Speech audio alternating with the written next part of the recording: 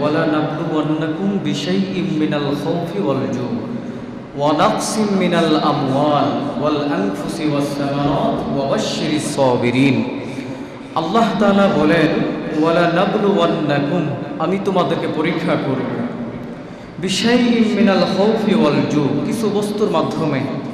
এভাবে আল্লাহ তাআলা বলেন ওয়াল আনফুসি ওয়াস সামারাত, তোমাদেরকে জানের মাধ্যমে পরীক্ষা করব, ওয়াস সামারাত, ফলের মাধ্যমে পরীক্ষা করব, ওয়া বাশশিরিস সাবিরিন। তো আল্লাহ তাআলা বিশেষ কিছু বস্তুর মাধ্যমে আমাদেরকে পরীক্ষা করবে, যেমনটা পরীক্ষা করেছিলেন আল্লাহ তাআলা পয়গম্বর আইয়ুব আলাইহিস সালাতু ওয়াস সালামকে। তো পয়গম্বর আলাইহিস সালাতু ওয়াস সালামের মধ্যে থেকে আরেকজন পয়গম্বর আছে হযরত ইব্রাহিম আলাইহিস সালাতু ওয়াস সালাম। এই সমস্ত নবীদেরকে আল্লাহ তাআলা পরীক্ষার দুনিয়ার মধ্যে এত কঠিন পরীক্ষা করেছেন। যেমন আইয়ুব আলাইহিস সালাতু ওয়াস সালামকে আল্লাহ তাআলা কঠিন পরীক্ষা দিয়েছিলেন যে পৃথিবীর মধ্যে এমন রূপ আল্লাহ তাআলা আর কাউকে দিবেন না। পয়গম্বর ইব্রাহিম আলাইহিস সালাতু ওয়াস সালামকে আল্লাহ তাআলা এতটা পরীক্ষা করেছিলেন যে আগুনের মধ্যে ফেলাইছেন, আবার বৃদ্ধ বয়সে আল্লাহ সন্তান দিয়েছেন। এই সন্তানকে আল্লাহ তাআলা বৃদ্ধ বয়সে আল্লাহ বলছেন ইব্রাহিম তোমার সন্তানকে তুমি কোরবানি করো। আরেকজন নবী ছিলেন পয়গম্বর ইউনূস আলাইহিস সালাতু ওয়াস সালাম, যিনাকে মাছের পেটে মাত্র একটা মাছ তাকে খাবার হিসেবে গিলে ফেলছে।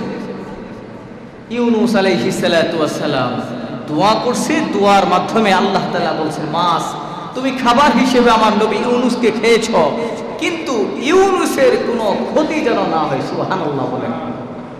এইভাবে আল্লাহ তাআলা প্রতিটা নবীকে পরীক্ষা করছেন। এই জন্য মুহতারাম হাজিরিন, রাসূল করিম সাল্লাল্লাহু আলাইহি ওয়াসাল্লাম বলেন আল্লাহ তাআলা যাদেরকে পরীক্ষা করবেন এই সমস্ত ব্যক্তিদের মধ্যে থেকে পয়গম্বর আলাইহিস সালাতু ওয়াস সালামদেরকে সবচেয়ে বেশি পরীক্ষা করতেন। তারপরে সাহাবায়ে কেরাম, তাবিন, আইম্মায়ে মুজতাহিদিন, অর্থাৎ যে যার যত আমল বেশি ছিল এই সমস্ত ব্যক্তিদেরকে আল্লাহ তাআলা বেশি সর্বোচ্চ পরীক্ষা করতেন। সুবহানাল্লাহ। এই জন্য অনেক সময় যখন আমাদের সামনে পরীক্ষা আসে, ইমানি পরীক্ষা আসে, দেখবেন পাশের বাড়ির কাকাতো ভাই, চাচাতো ভাই, মামাতো ভাই, ফুফাতো ভাই সবাই বলে কি ব্যাপার, সে তো 5 ওয়াক্ত নামাজ পড়ে, বাইতুল সালাম মসজিদে গিয়ে সে 5 ওয়াক্ত নামাজ পড়ে, তারপরে তো দেখি তার বিপদ আপদ ছাড়ে না, ছাড়া নাই বলেন। এই জন্য মুহতারাম হাজিরিন, কিছু কিছু মুহূর্তে আল্লাহ তাআলা বান্দাদেরকে তার আমলের বিনিময়ে আল্লাহ তাআলা আমলকে পরীক্ষা করার জন্য আল্লাহ তাআলা তাদেরকে বিশেষ কিছু পরীক্ষা দিয়েছে। সুবহানাল্লাহ। এই জন্য আমরা মনে করি আহারে 5 ওয়াক্ত নামাজ পড়ি, হজের সময় হজ করি, যাকাতের সময় যতটুকু সম্ভব যেই টাকার উপর যাকাত আছে যাকাত দেই, আবার কি করি রমজানের সময় পুরা রমজানের রোজা রাখি, আবার বছরে 11টা মাসের মধ্যে আমি নফল রোজা রাখি, তারপরেও কেন আমার এত মুসিবত? কিন্তু আল্লাহ তাআলা যাদেরকে মহব্বত করে, যাদেরকে পছন্দ করে, আল্লাহ তাআলা ওই বিশেষ ব্যক্তিদের জন্য আল্লাহ তাআলা পরীক্ষা দিয়েছেন। সুবহানাল্লাহ। এই জন্য আল্লাহ রাব্বুল আলামিন বলেন وَأَيُّوبَ إِذْ نَادَى رَبَّهُ أَنِّي مَسَّنِيَ الضُّرُّ وَأَنْتَ أَرْحَمُ الراحمين। আল্লাহু আকবার, জোরে বলে। আল্লাহ রাব্বুল আলামিন বলেন পৃথিবীর মানুষ স্মরণ করো, আইয়ুব আলাইহিস সালাতু ওয়াস সালামের কথাগুলো স্মরণ করে নাও।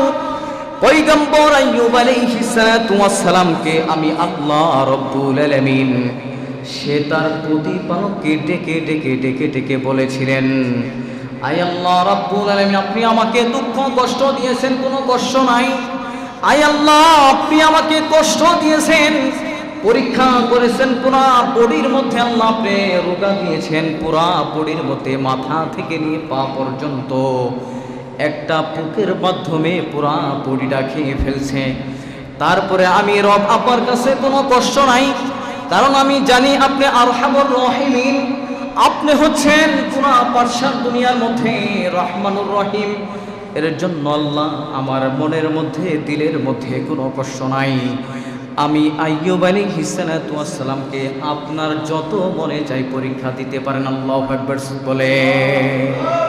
অর্থাৎ আল্লাহ তাআলা আইয়ুব আলাইহিস সালাতু ওয়াস সালামকে এতটা পরীক্ষা করেছিলেন যে অন্য অন্য নবীদের মধ্যে এই পরীক্ষাটা আল্লাহ তাআলা করে নাই। সুবহানাল্লাহ।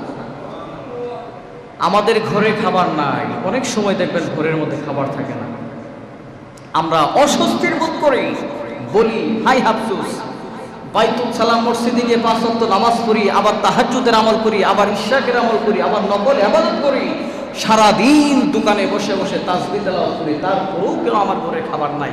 আল্লাহ কি আমাকে দেখে না? নাউজুবিল্লাহ, জোরে বলে। এটা বলা যাবে না। আল্লাহ তাআলা বলছেন ওয়ালা নাবলুওয়ান্নাকুম বিশাইইম মিনাল খাউফি ওয়াল জু ওয়া নাকসিম মিনাল আমওয়াল ওয়াল আনফুসি ওয়াস সামারাত ওয়া বাশশিরিস সাবিরিন। আল্লাহ তাআলা বলেন, বান্দা তোমাকে খানার মাধ্যমেও আমি আল্লাহ মাঝে মধ্যে তোমাকে পরীক্ষা করব। সুবহানাল্লাহ। পাশের বাড়িতে দেখবেন ভালো মন্দ খাবার আয়োজন করা হবে, তোমার ঘরে কোনো রকম একটা মরিচ, একটা পেঁয়াজ আর একটু লবণ দিয়ে মাখায় ভাত খাওয়া, এমন পরিস্থিতি তোমার আসবে, তোমার মন খারাপ করা যাবে না। এই জন্য মুহতারাম হাজরিন, নবীদের মধ্যে আল্লাহ তাআলা অনেক অগণিত নবী আল্লাহ তাআলা দুনিয়াতে প্রেরণ করেছিলেন। এর মধ্যে কিছু কিছু নবী যাদেরকে আল্লাহ তাআলা এত বেশি পরীক্ষা করেছেন যা অন্য নবীদের মধ্যে এই পরীক্ষাগুলো ছিল না। যেমন আল্লাহ তাআলা পয়গম্বর ইব্রাহিম আলাইহিস সালাতু ওয়াস সালামকে পরীক্ষা করছিলেন। ছোট্ট সময় সে মূর্তি পূজা, তার ঘরের যত পুষ্টিগত ছিল তারা সবাই মূর্তির উপর আসক্ত ছিল।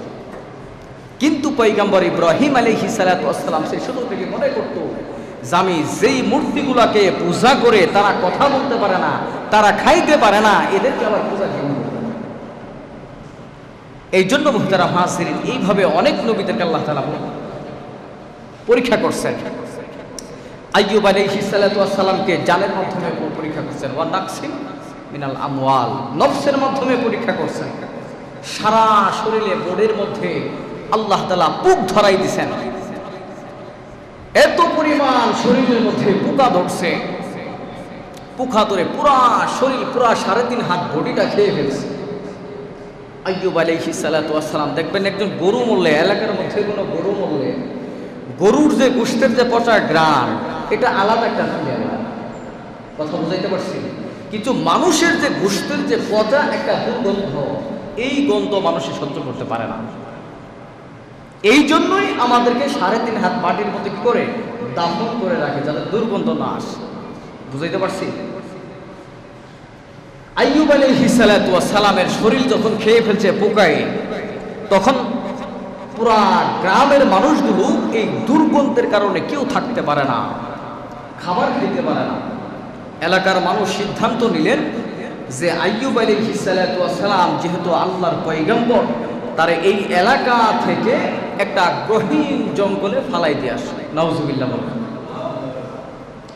সবাই সিদ্ধান্ত নিলেন আইয়ুব আলাইহিস সালাতু ওয়াস সালামকে এক গহীন জঙ্গলে রাস্তার পাশে কিনারায় ফালাই দিয়েছে। এলাকার মানুষ এর থেকে অনেকটাই প্রশান্তি বোধ করতেছে।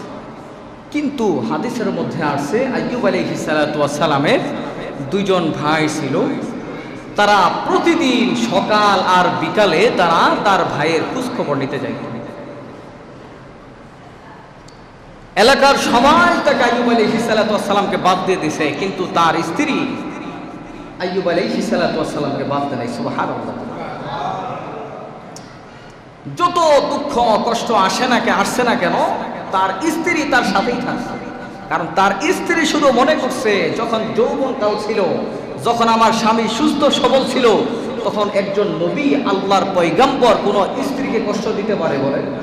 এগুলো ইতিহাস তার জীবনে যে স্ত্রীর সাথে কাটানো সময়গুলো স্মরণ করে করে করে করে তার জীবনগুলো সে অতিবাহিত করতেছে। আইয়ুব আলাইহিস সালাতু ওয়াস সালাম প্রচুর সম্পদের মালিক ছিল, আস্তে আস্তে সব সম্পদগুলো শেষ হয়ে গেছে। একজন নবীর স্ত্রী মাথা ঢেকে চোখগুলো বের করে মানুষের বাড়িতে বাড়িতে গিয়ে কাজ করতে আসে। একজন স্ত্রী, নবীর স্ত্রী, তো এইভাবে কাজ করতেছে, নিজের সম্পদ তো ফুরাই গেছে, মানুষের বাড়িতে বাড়িতে কাজ করেন। মানুষ এক সময় জানতে পারলো যে এই মহিলাটা পয়গম্বর আইয়ুব নবীর স্ত্রী। তখন মানুষ আর তারে কাজের জন্য নেয় না। কেন? আইয়ুব পয়গম্বরের যে শরীরে যে অসুস্থতা, যে রোগ হয়েছে, এই ব্যক্তিকে সারা দিন তার স্ত্রী খেদমত করে এই ব্যক্তি যদি আমাদের ঘরে এসে কাজ করে তাহলে ওই রূপটা আমাদের শরীরেও আসতে পারে, এই জন্য তাকে প্রত্যাহার করেছে। নাউজুবিল্লাহ বলেন।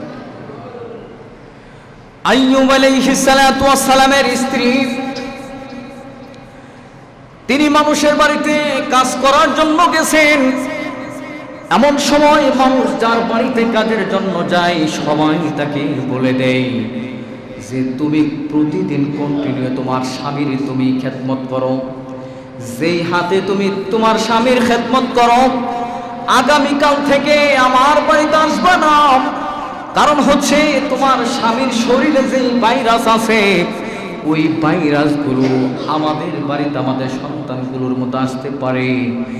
এই জন্য একে একে সবাই তাকে দূরে সরাইয়া দিলেন। কিন্তু পয়গম্বর আইয়ুব আলাইহিস সালামের স্ত্রী কোনোভাবেই দুর্বল হন নাই। নিজে আল্লাহর কাছে শুধু নামাজ পড়ে সিজদা করে কান্না করতেছিলেন, আল্লাহর কাছে বলতেছিলেন, আল্লাহ এটা কেমন পরীক্ষা আমাদের জন্য বরাদ্দ করে দিয়েছেন যে মানুষের বাড়িতে বাড়িতে কাজের জন্য যায়, মানুষে কাজের জন্য নেই না। এইভাবে আইয়ুব আলাইহিস সালাম কেউ বলে না, কারণ হচ্ছে স্বামী অসুস্থ রোগাপ।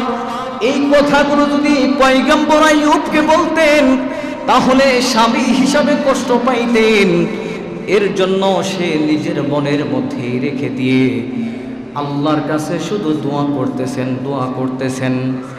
একজন পয়গম্বর স্ত্রী আল্লাহ রাব্বুল আলামিন এত সুন্দর বানাইছেন, প্রতিটা নবীর স্ত্রীদেরকে আল্লাহ তাআলা এত সুন্দর চেহারা দিয়ে দুনিয়াতে প্রেরণ করছেন। এই জন্য পয়গম্বর আইয়ুব আলাইহিস সালামের স্ত্রী আল্লাহর কাছে দোয়া করতেছেন। পয়গম্বর আইয়ুব আলাইহিস সালামের স্ত্রীর মাথার মধ্যে একটা বুদ্ধি চলে আসছে। তার মাথার মধ্যে যেই কেশগুলো ছিল, চুলগুলো ছিল বড় বড় ছিল, ওই জমানার মধ্যে একজন কোটিপতির মেয়ে তার কাছে তার চুলগুলো বিক্রি করার জন্য পয়গম্বর আইয়ুব আলাইহিস সালামের স্ত্রী গেছেন। বোন, তোমার যদি তোমার মাথার চুল লাগে বলো, আমার এক পাশে যে বেনি আছে বিক্রি করে দেব। এর বিনিময়ে কিছু খাবার কিনে বাড়িতে নিয়ে গেছেন। পয়গম্বর আইয়ুব আলাইহিস সালাম এই খাবারগুলো দেখে পয়গম্বর বলতেছেন, বিবি বলো এই টাকা তুমি কোথায় পাইছো? বলে আমার এই টাকা আমি কাজের বিনিময়ে আনছি। কিন্তু আইয়ুব আলাইহিস সালামের ভিতরে একটা সংকোচ, একটা প্রশ্ন আসছে, এত সুন্দর খাবার একদিনের ইনকামে সে কিভাবে পাইল? আইয়ুব আলাইহিস সালামের স্ত্রী দ্বিতীয় দিন আমার কাজে গেছেন। যেই মহিলা এক পাশের বেনি ক্রয় করেছিলেন ওই মহিলার কাছে চলে গেছেন। যাওয়ার পরে দ্বিতীয় যে বেনিটা ছিল এই বেনিটাও বিক্রি করে দিছে। বিনিময় কিছু দিনার দিরহাম আনছে। আনার পরে আইয়ুব আলাইহিস সালাম তাকে প্রশ্ন করছেন, ও বিবি বলো আজকে তুমি কিসের বিনিময়ে দিনার দিরহাম আনছো, স্বর্ণ মুদ্রাগুলো আনছো, খাবার ক্রয় করে আনছো? পয়গম্বর আইয়ুব আলাইহিস সালামের স্ত্রী বলতেছেন, প্রিয় স্বামী শোনো, আমার যে মাথার যে কেশগুলো ছিল এই বিনিময়ে নিয়ে আসছি। কিন্তু আইয়ুব আলাইহিস সালাম আল্লাহর কাছে দোয়া করছেন, আল্লাহ আমার স্ত্রী যেই কাজের বিনিময়ে, যেই চুলের বিনিময়ে যেই খাবারগুলো ক্রয় করে আনছে, আল্লাহ তুমি তো জানো, তুমি তো দিলের খবর জানো, তুমি তো রব, তুমি তো রহমানুর রহিম, তুমি তো দিলের খবরগুলো জানো। পয়গম্বর আইয়ুব আলাইহিস সালাম আল্লাহর কাছে দোয়া করলেন আর বলতেছেন, আল্লাহ তুমি আমাদের উপর রহম করো। আল্লাহু আকবার, জোরে বলে। এইভাবে পয়গম্বর আইয়ুব আলাইহিস সালামকে মানুষে পরিত্যাগ করে দিলেন। ভাইগুলো দেখানোর জন্য আসেন। আসার পরে পয়গম্বর আইয়ুবকে বলতেছেন, ও পয়গম্বর আইয়ুব, ওই দুই ভাইয়েরা সবাই আইয়ুবকে বেশি মহব্বত করতেন। একজন ভাই তার ভাইকে, দ্বিতীয় ভাইকে বলতেছেন, ও ভাই, পয়গম্বর আইয়ুব যদি আল্লাহর দেওয়া নবী হতো তাহলে পয়গম্বর আইয়ুবকে একদিন আর 2 দিন নয়, 18 বছর পর্যন্ত তার শরীরে পোকা খাইতেছে। আমার মনে হয় আইয়ুব কেমন অপরাধ করেছিল, না জানি কোনো বড় অপরাধ করেছিল। এই অপরাধের বিনিময়ে পয়গম্বর আইয়ুবের উপরে এমন বড় বালা মুসিবত চলে আসছে। এই কথাটা পয়গম্বর আইয়ুব আলাইহিস সালাতু ওয়াস সালামের কাছে গেছে। আইয়ুব আলাইহিস সালাতু ওয়াস সালাম আল্লাহর কাছে দোয়া করতেছেন, ও আল্লাহ, আমি এমন কি বড় অপরাধ করেছি, আমার মধ্যে ধৈর্যের পরিচয় আছে। এরপরে ওই এলাকার মানুষগুলো বলা বলি শুরু করছে। আমার মনে হয় পয়গম্বর আইয়ুব না জানি কত বড় অপরাধ করেছে। এইভাবে মানুষগুলো বলা বলি শুরু করছে।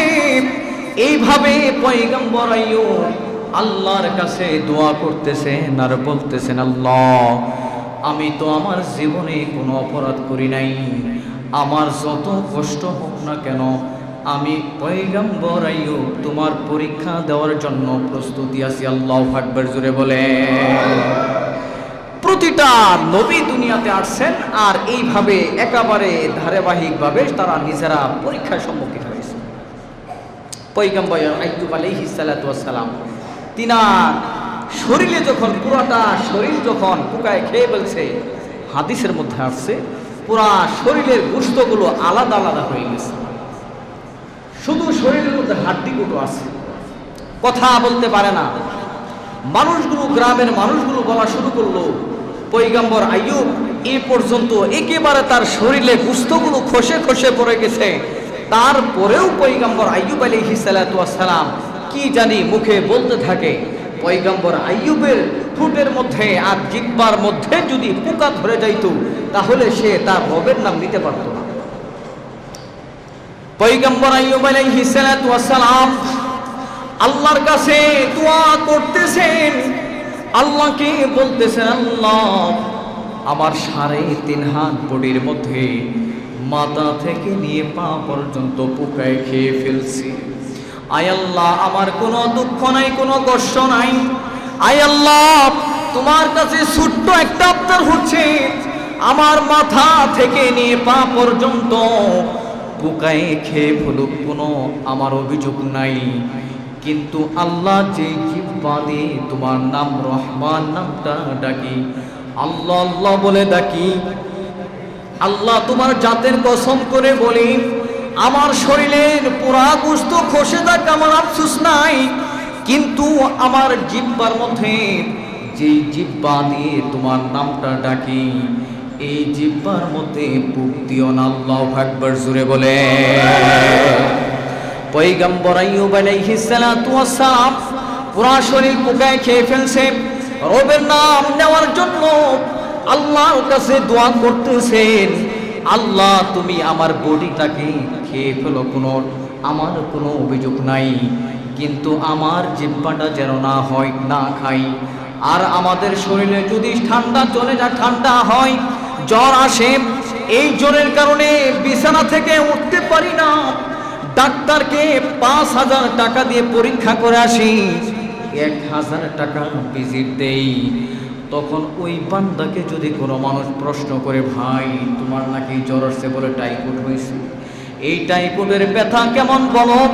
আল্লাহর বান্দা বলে, ভাই আজকে 5 দিন হয়ে গেছে, ইউনাইটেড হসপিটালে ভর্তি আছি, ইভার কেয়ারে ভর্তি আছি, কোনো খাবার খাইতে পারি না। কিন্তু এই 5 দিনের কারণে সে অস্বস্তির তার ভিতরে কাজ করে, অশান্তিতে কাজ করতেছে। কিন্তু পয়গম্বর আইয়ুব আলাইহিস সালাতু ওয়াস সালাম শুধু 1 দিন আর 2 দিন না, গোটা 18টা বছর পর্যন্ত পয়গম্বর আইয়ুব আলাইহিস সালাতু ওয়াস সালাম তার পোকায় তার শরীরটা একেবারে খায়া জর্জরিত করে দিয়েছে। আল্লাহু আকবার, জোরে বলে। আমাদের শরীরের মধ্যে যদি অসুস্থতা বোধ করি, মাথার মধ্যে ব্রেন টিউমার হয়ে যায়, ক্যান্সার হয়ে যায়, জ্বরে আক্রান্ত হয়ে যায়, ঠান্ডা হয়ে যায়, অর্থাৎ রাত গনিয়ে কখন সকাল আসবে, সকাল আসা মাত্রই আমরা ডাক্তারের কাছে চলে যাই, ভাই গত 2 দিন হয়ে গেছে ঠান্ডার কারণে কোনো কিছু খাইতে পারি না, বুক ব্যথা, মাথা ব্যথা, পা ব্যথা, শরীর ব্যথা, জ্বরের কারণে বিছানা থেকে উঠতে পারিনি। কথা ঠিক না বেঠিক বলে? আর আল্লাহ তাআলা পয়গম্বর নবী আলাইহিস সালাতু ওয়াস সালামদেরকে শুধু একদিন আর 2 দিন না, 1 মাস না, টানা 18টা বছর পর্যন্ত মতান্তরে পয়গম্বর আইয়ুব আলাইহিস সালাতু ওয়াস সালামের শরীরে পোকা ধরে 3.5 হাত বডি খেয়ে ফেলছে, শুধু জিহ্বাটা বাদে। আল্লাহু আকবার জোরে বলুন। কিন্তু তারপরেও পয়গম্বর আইয়ুব আলাইহিস সালাতু ওয়াস সালাম একটা সেকেন্ডের জন্য তার রবের নাম ভুলে নাই। আল্লাহু আকবার বলেন। এই জন্য মুহতারাম হাজিরিন, আমাদের সামান্য অসুস্থতা হয়, আমাদের অপারেশন করে নিয়েছে, একটা জায়গায় ফোঁটা করছে, কাটছে, পিঠে পাথর হলে শুধু ফোঁটা করে, ঠিক না ঠিক বলেন? অপারেশন করছেন, 4টা-5টা সিলাই লাগছে, ডাক্তারে বলে দিছে শুয়ে থাকবেন, উঠা যাবে না, দাঁড়ানো যাবে না। আল্লাহর বান্দা নামাজই বাদ দিয়ে দিছে, আছে না নাই?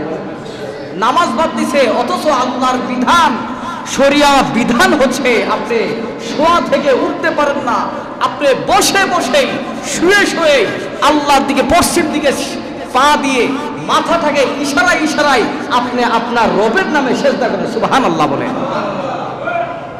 এই জন্য মুহতারাম হাজিরিন, আমরা অসুস্থতার নামে যদি আমাদের মাথা ব্যথা করে আমরা বেডে শুয়ে থাকি, কিন্তু আমাদের নামাজের কোনো খবর থাকে না, আছে না নাই বলেন?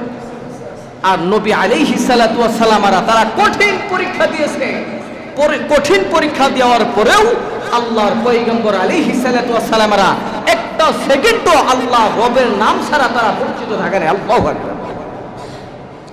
এই জন্য আল্লাহ তাআলা বলেন ইস্তাঈনু বিস-সাবরি ওয়াস-সালাহ। আল্লাহ তাআলা বলেন যখন তোমাদের পরীক্ষা চলে আসবে, তোমাদের সামনে পরীক্ষা চলে আসবে, মুসিবত চলে আসবে, তখন তোমরা 1 নাম্বার কাজ হচ্ছে তোমরা ধৈর্য ধারণ করো, সুবহানাল্লাহ বলেন। 2 নম্বরে কাজ হচ্ছে তোমরা ধৈর্যের সাথে নামাজের মুসাল্লায় দাঁড়াইয়া 2 রাকাত নামাজ পড়ো। তোমার যত পেরেশানি আছে আমি রব ঘোষণা দিয়ে দিলাম, তোমার পেরেশানি থেকে আমি আল্লাহ তাআলা তোমাকে হেফাজত করব, সুবহানাল্লাহ। এটা হচ্ছে কোরআনের আয়াত, কোরআন থেকে বলতেছে। এই কোরআনের আল্লাহ তাআলা ঘোষণা করেছেন ইস্তাঈনু বিস-সাবরি ওয়াস-সালাহ, ধৈর্যের মাধ্যমে তোমরা নামাজ আদায় করো, আল্লাহ শর্তপূর্ণ হও, সুবহানাল্লাহ। এই জন্য মুহতারাম হাজিরিন, পয়গম্বর আইয়ুব আলাইহিস সালাতু ওয়াস সালামের স্ত্রী আবার 3য় দিন সেই 2য় দিনের নেই কাজের জন্য বের হয়ে গেছে। মাথা তো একেবারেই ফাঁকা, চুল যা ছিল বিক্রি করে দিছে। পয়গম্বর আইয়ুব আলাইহিস সালাতু ওয়াস সালামের স্ত্রী আল্লাহর কাছে দোয়া করতেছেন, রবের কাছে দোয়া করতেছেন, আল্লাহ আমার যে প্রাণ প্রিয় স্বামী আছে, এই স্বামীকে আমার যে পরিমাণ সম্পদ ছিল সম্পদগুলো শেষ করে দিছি, মাতার যে 2টা বেনি ছিল, বেনির বিনিময়ে টাকা নিছি, এই টাকা দিয়ে স্বামীকে খাবার খাওয়াইছি, এই টাকা ফুরাইয়া গেছে, এখন আমার হাতে কোনো টাকা নাই, আমার কাছে কোনো স্বর্ণ মুদ্রা নাই, এখন আমি আমার প্রাণপ্রিয় স্বামীকে আপনার পয়গম্বরকে কি খাওয়াইব, আমার স্বামীকে কি খাবার দিব, আমার স্বামী যখন আমার কাছে খাবার খাইতে চাইব তাকে কি প্রশ্নের জবাব দিব। এই বলে পয়গম্বর আইয়ুব আলাইহিস সালাতু ওয়াস সালামের স্ত্রী চিন্তায় পড়ে রবের কাছে কাঁদতেছেন। এমন সময় পয়গম্বর আলাইহিস সালাতু ওয়াস সালাম আল্লাহর কাছে দোয়া করতেছেন, আল্লাহ আমার দীর্ঘ 18টা বছর পার হয়ে গেছে, এখন পর্যন্ত আমার শরীর থেকে নিয়ে মাথাগুলো, চোখগুলো, শরীরের অঙ্গ প্রত্যঙ্গগুলো পোকায়ে খায়া শেষ করে দিছে, শুধু জিহ্বাটা বাকি আছে। আল্লাহ তুমি এবার আমার উপর রহম করো, দয়া করো। আল্লাহু আকবার জোরে বলে।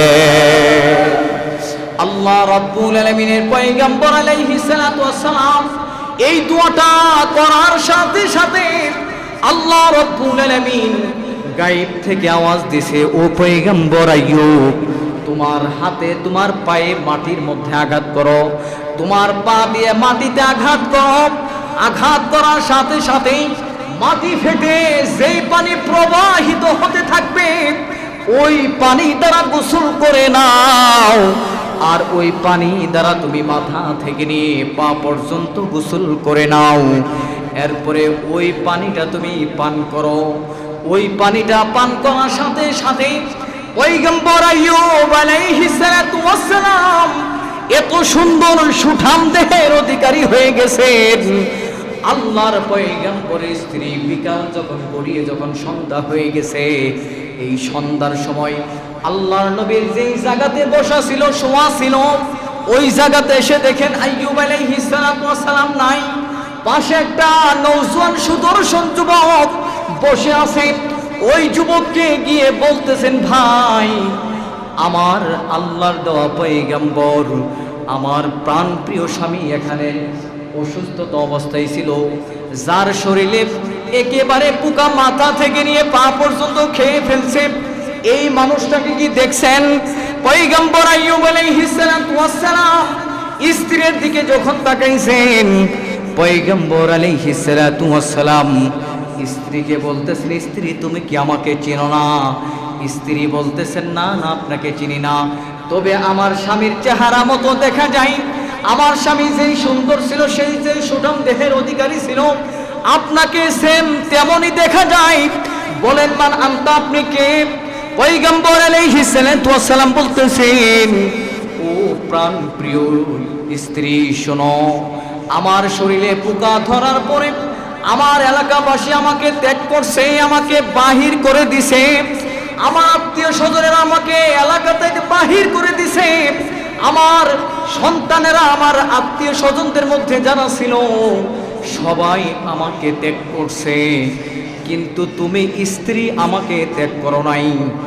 আল্লাহর জাতের কসম করে বলি, আমি আল্লাহর জাতের কসম করে বলি, আমার মৃত্যুর পরে আমি কথা দিয়ে দিলাম, তোমার হাত ধরে ধরে আমি আইয়ুব আলাইহিস সালাতু ওয়াস সালাম জান্নাতে নিয়ে যাব। আল্লাহু আকবার। তার কথাগুলো স্মরণ করে করে তার